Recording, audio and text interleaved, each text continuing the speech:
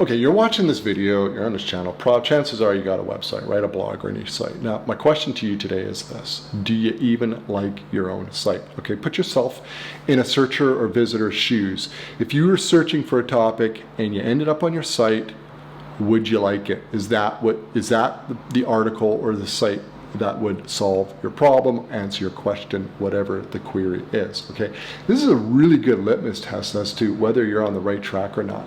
And there are a lot of things about my sites I don't like at all. And that's just the way it is. Some things I can change, some things I can't. Okay, the other part of the equation here in terms of whether you like your site is, do you tell like family and friends when they ask you what you do, or maybe this is a side thing, do you tell them your site and say, hey, this is my site, I'm proud of it, this is a great site, I think it's great. They go to it, yeah, they think it's great, they tell you, wow, that's an awesome site. Okay, that's an important question. Now, obviously, there are some niches some people might be in where you don't really want to reveal that. I get that. I mean, some niches you go into them because the money's great or for whatever, right? Maybe it's a very personal website that you don't want family and friends. I get that. That's a different situation altogether, right? Okay, so when I started improving the quality of my sites, like really putting a lot of effort into the quality of the content, hiring good writers, targeting really good topics, that was when it was sort of like, people ask me, well, what do you do? I tell them I'm online digital publisher, own that company, blah, blah, blah.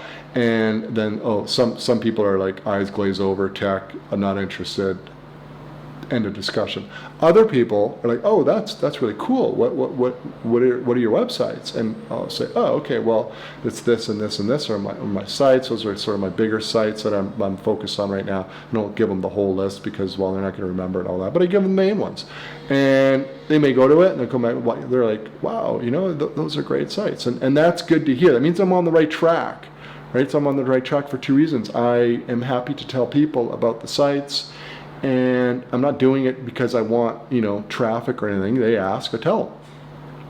And the other thing is they come back and they tell me, hey, that's a pretty good site. Now, I've even had some friends who are really interested in this, people I've met not through online businesses and so forth, but just friends. And, they'll read some of the stuff and be like, oh, there's some mistakes there and that. And that's cool, right? I mean, nothing's perfect on these things. So, go and fix them and whatever. So these are important questions to ask yourself about whether you're on the right track. And you got to be honest, if you're answering no to these questions, then you might want to make some changes to your sites. And, I can remember distinctly, it was several years ago, where I moved into the direction that, hey, I wanted to build niche sites that I'd be really proud of. The content's really good, the writing's really good. Like, you could go to it, and it's really not a whole lot different than some top tier sites. The only difference is, they have a lot more content, they've got a lot more money behind them, but in terms of the content quality itself, it's on par. And that's what I wanted to publish, and I think that's what it takes these days to do that, and that should be what you're striving to do, because it makes a big difference. So ask yourself, do you really like your site? Now let me talk about what I don't like about my sites, because there are things I don't like about it. And the first one is the number of ads. Yes, I know, fatstacksblog.com, I've talked a ton about monetizing with display ads. It's my favorite way of monetizing sites by far. I love it. I can write about anything and monetize that content, but I have too many ads on the site. And I don't want to not have that because they make money. Okay, I've had a few people email me saying there's too many ads, and I've adjusted the ads, dialed it back. I have. I don't have as many ads as I could. So that's one step, I suppose, in the right direction. But here's the thing. My sites aren't a charity. I mean, if I could make the money that I make from them without ads, I'd happily do so, but it's not going to happen. I could put donate to the site. Nobody's going to donate to the site. Nobody really donates to sites. I don't think. I've never tried it, but I don't think they're going to donate. I don't think it's going to happen. It's a waste of time. So I'm stuck with ads, and I need to make a certain amount of money, and so I put a lot of ads, too many ads. Okay, am I going to change it? Probably not. Maybe if I quintuple my traffic, maybe I'll dial it back more. Okay. Other things I don't like about it, it's too slow. My sites are too slow. And you'd think I've been in this long, like years, and I would know how to create sites that are really, really fast. One big problem is some of my sites are really image focused, like lots of galleries. Okay, that's going to slow them down. There's no way around it. I've hired a guy to really help out with my biggest sites, and his feedback I hope to be able to deploy across my other sites. But at the end of the day, my sites are not fast, they're too slow. I'm working on it. That is one thing I hope I can change. I'm working on changing. I think speed is very important. This could be more and more important. So that's another thing I don't like about my sites. Now FastX, I think it's pretty fast. There's not a lot of images on there. There's really not a whole lot on there except text and a few images. It's a simple site. So that's pretty easy to keep within a reasonable speed amount. But some of my bigger sites, a few too many plugins, way too many images, stuff like that slows them down. So that's what I don't like about it.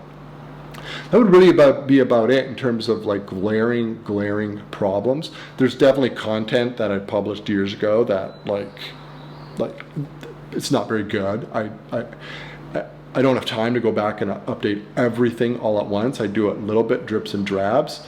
And I would love to be able to just like somehow magically go and improve everything, but I can't do that. You know that. Nobody can. This is one of these battles that we have, right? It's this constant battle between new content, updating content, new content, updating content. What I publish today will not be anywhere near as good, I suspect, to what I publish in 5 years. It's just the bar is moving.